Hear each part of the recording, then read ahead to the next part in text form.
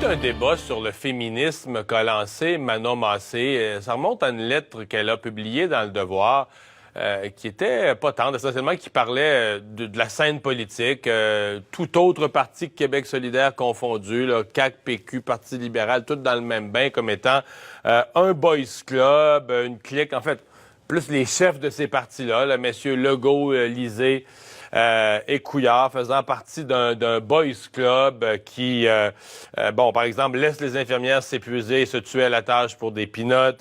Ce sont eux qui essaient de camoufler leur scandale sexuel tout en refusant de débloquer des budgets adéquats pour lutter contre les violences sexuelles. Alors, voyez un peu le ton. Il passait aussi les questions là, des gays, lesbiennes.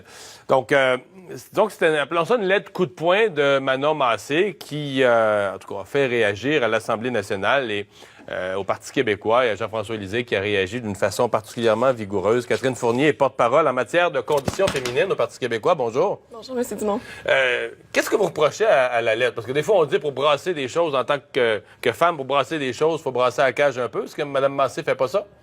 Mais en fait, moi, je trouve ça choquant parce qu'elle divise plutôt que de rassembler.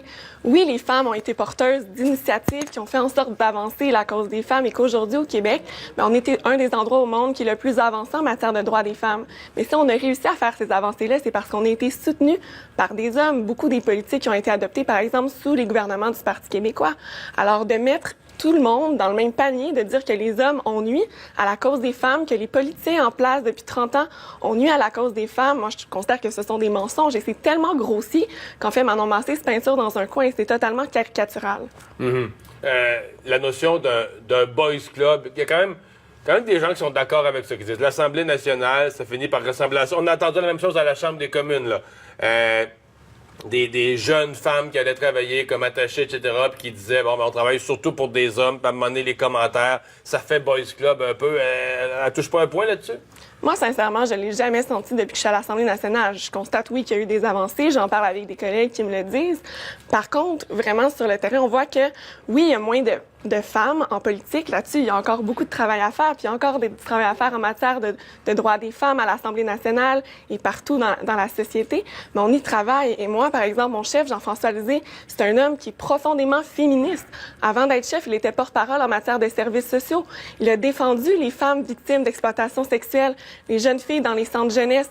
Donc, il a mené des combats profondément féministes. Et donc, les propos de Manon Massé aujourd'hui font seulement reculer et, à mon avis, divisent, mettre les hommes d'un côté. Au point de faire reculer la cause des femmes, vous dites? Ben, c'est caricatural. Les femmes, on va faire avancer nos droits en alliance avec les hommes. Ça n'a pas de bon sens de dire que les chefs qui sont là, que les hommes politiques au pouvoir, puis les hommes dans la société en général ne sont pas des alliés. Au contraire, les femmes doivent prendre les initiatives. Moi, je considère que c'est une bonne chose qu'il y ait de plus en plus de femmes en politique, notamment parce qu'on amène des réalités qui sont différentes de celles vécues par les hommes. Par exemple, si on prend les CPE, l'équité salariale, oui, c'était des idées portées par les femmes mais au sur la départ, question, mais elles ont été appuyées par des hommes comme Lucien Bouchard, Jacques Parizeau, et c'est comme ça qu'on est advenu à obtenir ces réussites-là pour les femmes. Mais sur cette question précise de la présence des femmes en politique, à Québec solidaire, il n'y a pas de compromis. Là. C'est moitié-moitié. On hésite même à choisir un chef parce qu'on dit qu'il faut que ce soit là, des co-porte-parole, moitié-moitié, hommes-femmes, partout. Est-ce que les autres partis sont rendus à ce niveau d'égalité suprême-là? Moi, je pense qu'on avance énormément. Vous voyez, même au Parti québécois, on a une vice-chef maintenant, Véronique Yvon. Également, on s'est engagé en faveur de la parité. Par exemple, dans les investitures qui sont octroyées par le Conseil exécutif national, on s'assure qu'au final, on va avoir au moins 40 % de femmes qui soient candidates. Je pense qu'on est rendu là dans la société. On admet que ça prend une représentation plus juste dans nos institutions démocratiques, mais il faut que les partis politiques prennent les moyens. Et ce que je constate, on a eu un mandat d'initiative à l'Assemblée nationale sur la place des femmes en politique, c'est que tous les partis ont cette préoccupation-là. Et nous, en tout cas, au Parti québécois, on s'arrange pour que les babines suivent les bottines. En fait, que les bottines suivent les babines, voilà. Vous pensez que Mme Massé vise quoi? Aucune idée. Sincèrement, moi, quand j'ai lu ça le jour du droit des femmes, une journée où on devrait rassembler plutôt que diviser, j'étais profondément choquée.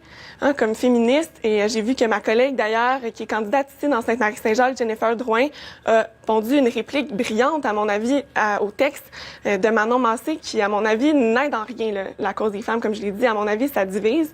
Alors moi, j'invite les gens de Sainte-Marie-Saint-Jacques, s'ils veulent avoir une femme rassembleuse, comme députée aux prochaines élections, ben, à appuyer ma collègue et à envoyer le message que c'est tous ensemble, hommes, femmes, qu'on va faire non seulement avancer la cause des femmes, mais la cause aussi de la diversité des identités sexuelles et de genre. Bien, à surveiller. Merci, Mme Fournier, d'avoir été là. Merci. Au revoir.